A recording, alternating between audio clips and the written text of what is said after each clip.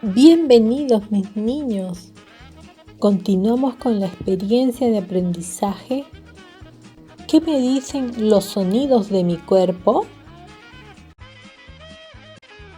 El propósito de aprendizaje consiste en explorar a través de sus sentidos los sonidos corporales para conocer más su cuerpo por dentro y por fuera. Ahora vamos a empezar. ¿Escuchamos?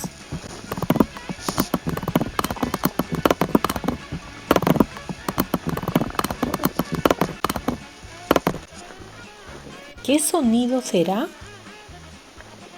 ¿A qué se parece el sonido? ¿Por qué estará sonando? ¿De qué parte de nuestro cuerpo viene ese sonido? Son los sonidos de los intestinos de nuestro cuerpo que junto al estómago realizan la digestión de los alimentos. Los sonidos intestinales hacen eco a través del abdomen de manera muy parecida a los sonidos que producen las tuberías de agua. Exploremos con nuestros sentidos. Ahora vamos a vivenciar y sentir cómo funciona el estómago y los intestinos.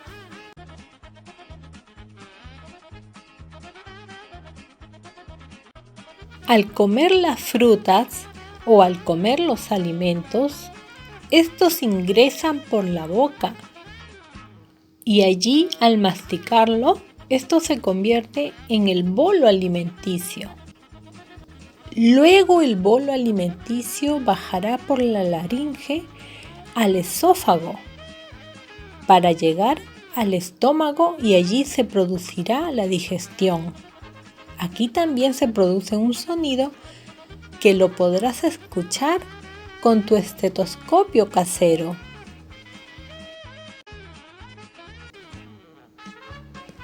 Aquí las vitaminas de los alimentos pasarán a nutrir nuestro cuerpo y los desechos irán por los intestinos.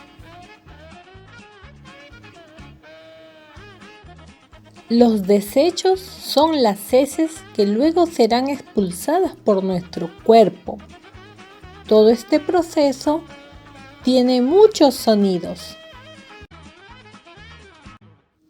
Ahora vas a seguir explorando tu cuerpo.